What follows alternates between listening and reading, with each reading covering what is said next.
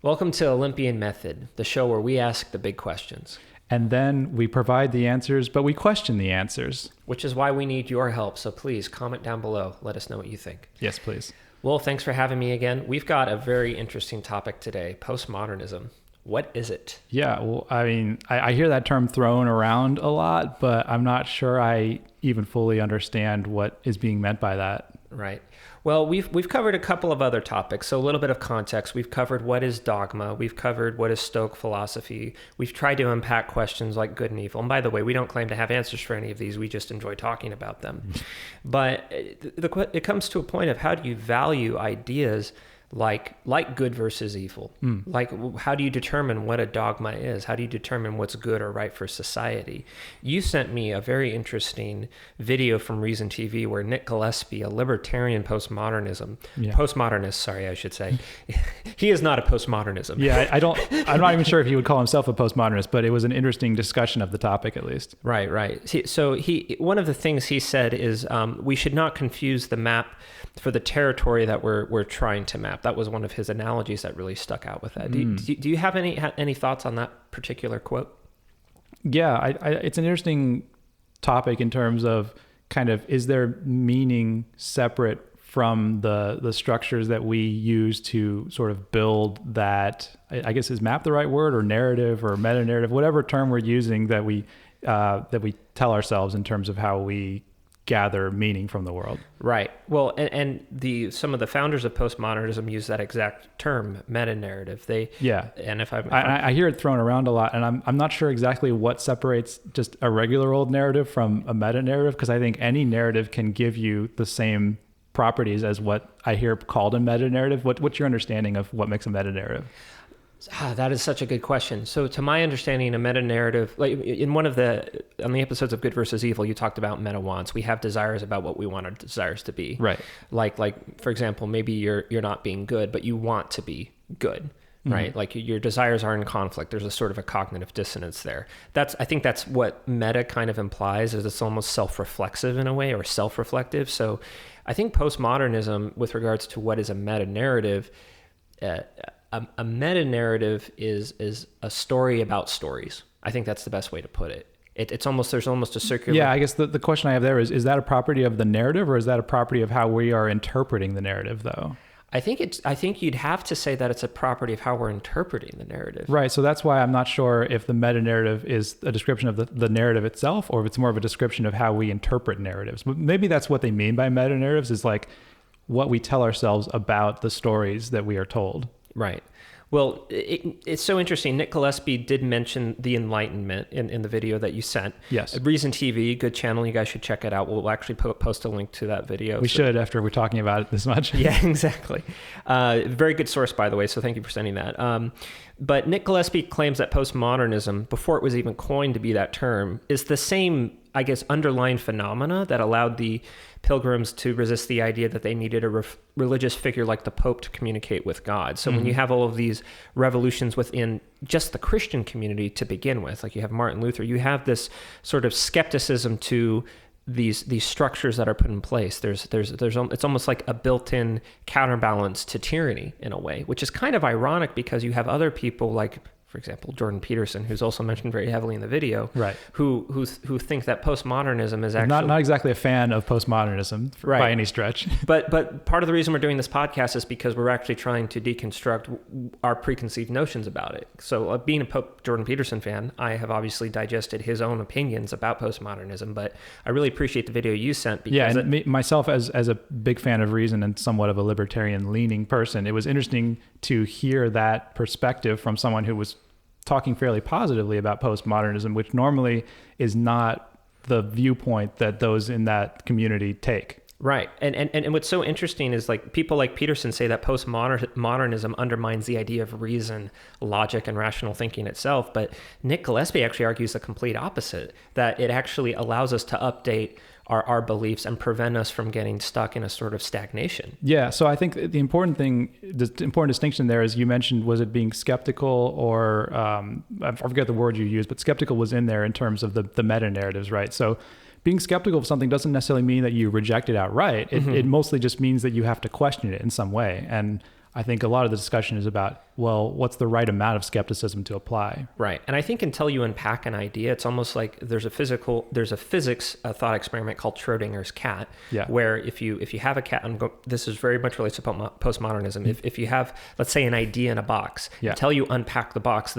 the idea is both valid and invalid, so to speak. And I think that's what the skeptical mindset really is you're accepting that you're going to open the box, you're going to unpack the idea, but you're not necessarily going to believe what's in the box or disbelieve what's in the box, so to speak. Right. And it's also talking about kind of what are the limitations of our ability to even know things and question our beliefs and things like that. So I think it's important if we build up a system largely on logic, reasoning, science, which is, a large part of what the Enlightenment did for humanity. Right. We have to make sure that we take a step back and think, well, can we use these tools of logic, reasoning, and science to question any flaws that the system itself has? And can we improve it through them? Just because if that's not the case, then that takes us down a path of, well, we have to reject all those things. And obviously that leads to certain conclusions that I don't agree with, but we have to provide a counter argument against that.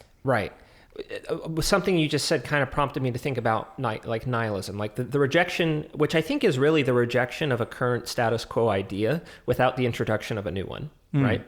So like, for example, say we're critiquing Christianity, which is like what happened, I think, in Nietzsche's time period. There were a lot of people who became disillusioned with the moral structures because... And I think to a large part, the Enlightenment was also questioning the authority of sort of the Christian authority itself. I mean, I used authority twice there, but I couldn't think of a better word.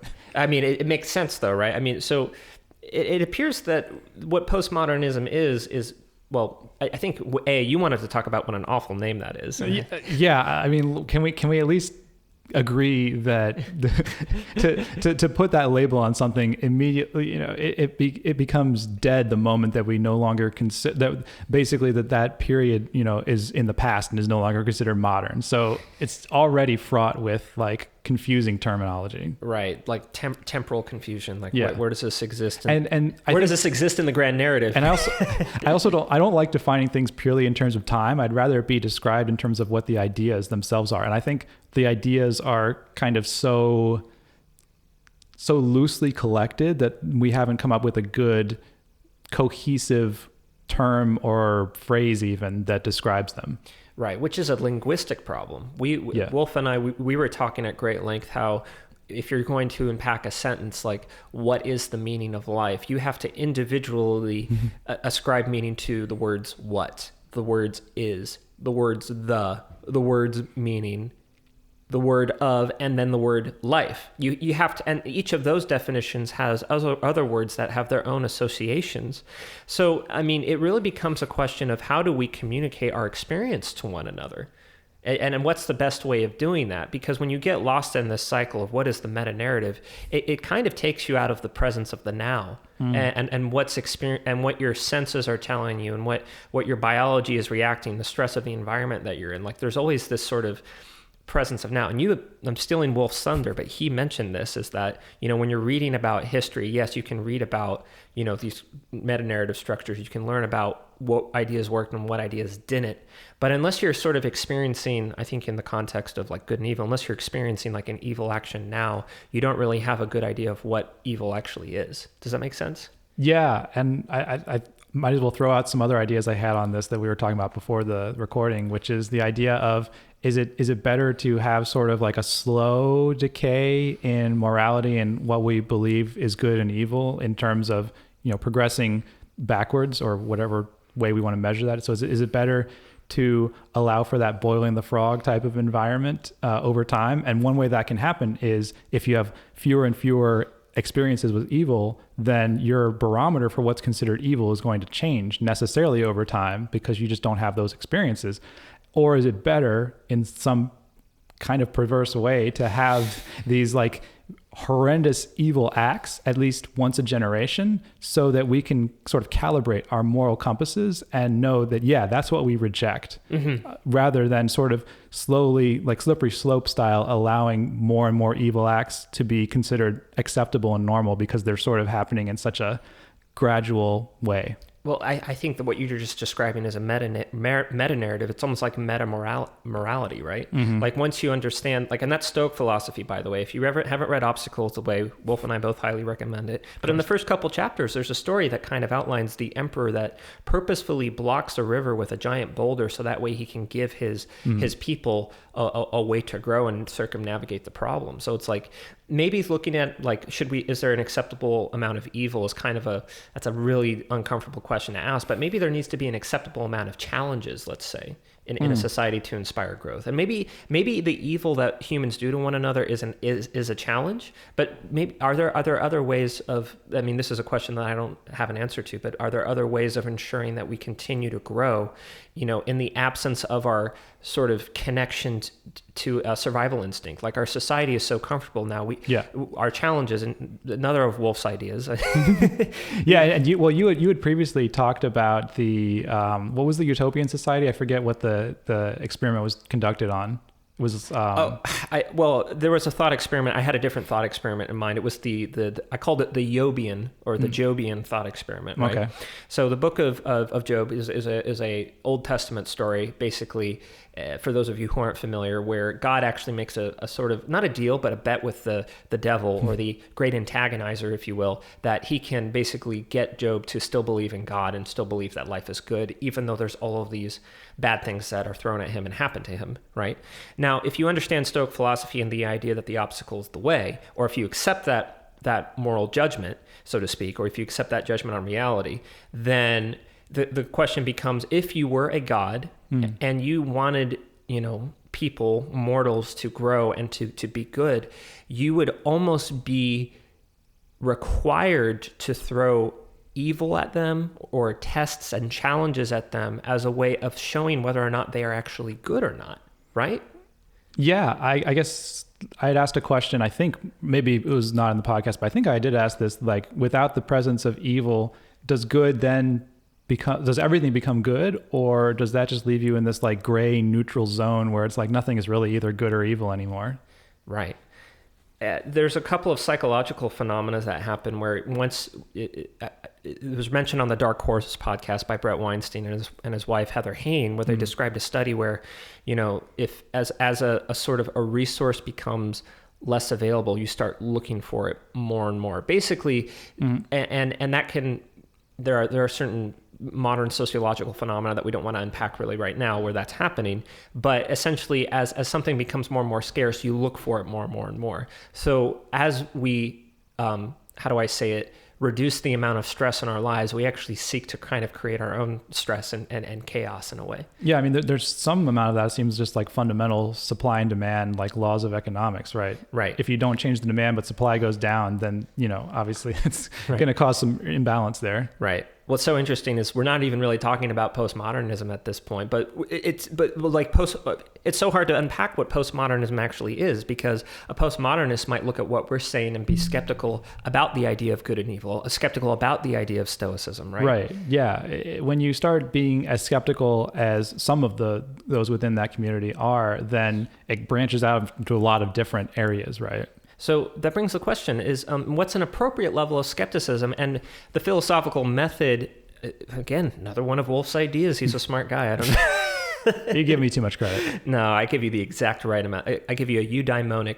Eudaimonic, maybe? Eudaimonic. Although, yeah, let's... It sounds like demonic. Let's not go there. Move on. Okay. Time travel, everybody. Telepathy. That was just for the algorithm. Indeed. Okay. So I guess, how do you value ideas? So I think what postmodernism is trying to do is really trying to unpack, what's the best idea, according to Nick Gillespie at least, what are the best ideas that we can organize our society around, right?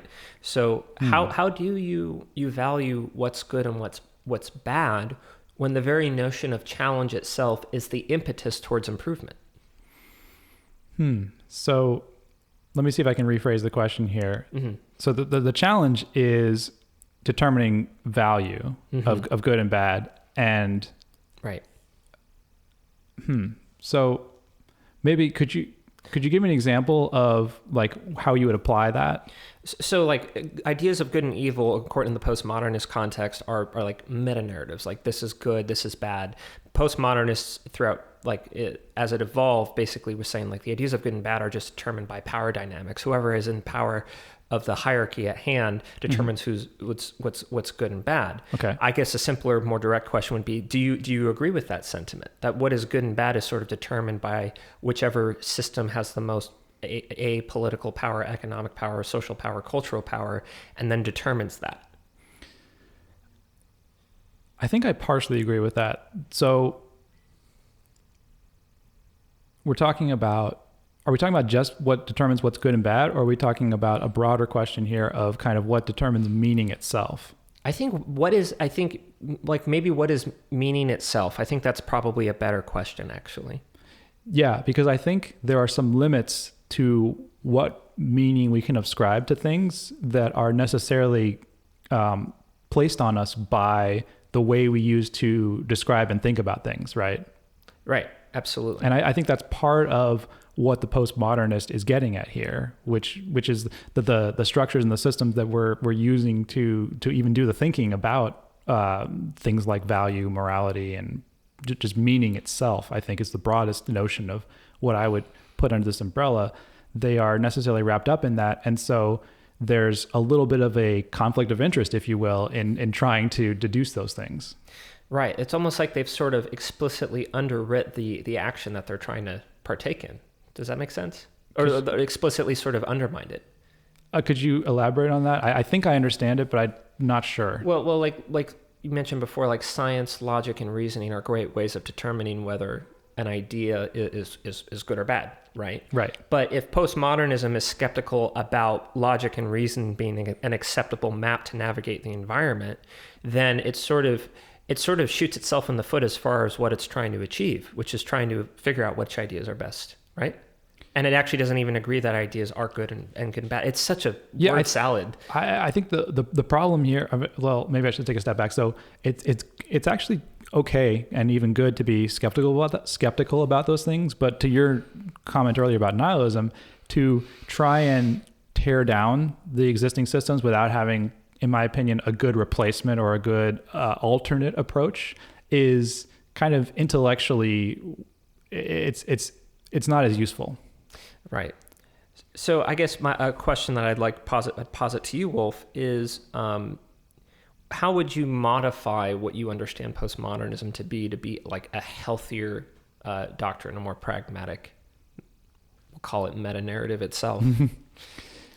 Yeah, so I guess I would want to look at the skeptical part, the incredulity, I think, is another word that's used within the postmodern world. But I prefer to think of it as being skeptical, because to me, skeptical can exist on more of like a spectrum and to degrees. Mm-hmm. And so what I would like to do is sort of dial the skepticism to to focus on the areas that we want to be critical, where we basically look at the areas where we think there needs to be improvement, or where, because every idea, thought process, every philosophy, if you will, has these conclusions that they will reach that are, let's just say, undesirable or possibly even contradictory, all those types of things. So I think we need to identify what those are, and we need to apply a skeptical approach to them so that we can decide whether what's the right solution to them. And I would hope that we can find a logical, scientific, reasonable approach to solving those problems. Mm-hmm.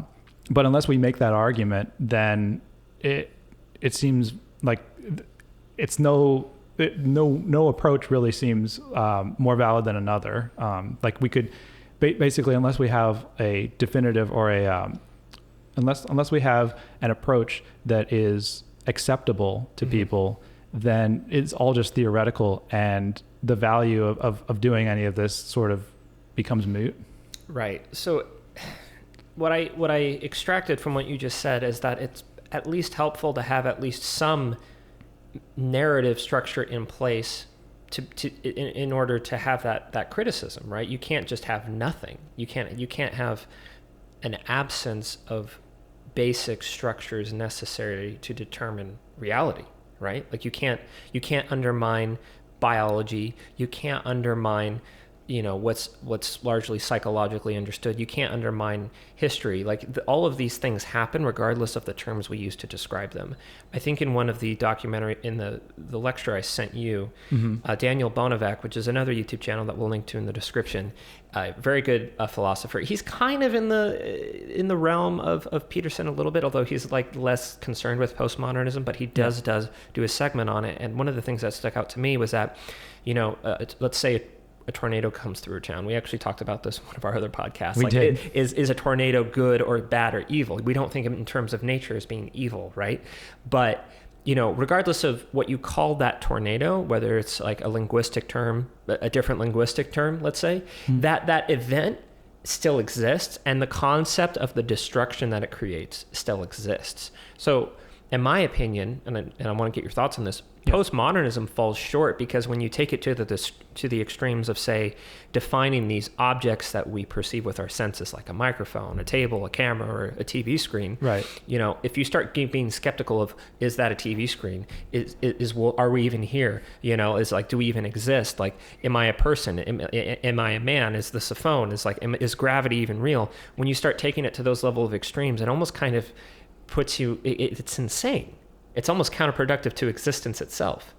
Yeah, so I agree that accepting that is problematic, let's just say. Yeah. But I think that you can still have a process that is skeptical towards those things and not reach those conclusions. Like obviously, Descartes was famous for this, for like basically trying to find the thing he couldn't doubt, because there is some amount of doubt built into the structure. I know we have to like get this wrapped up here for this particular chapter, but right.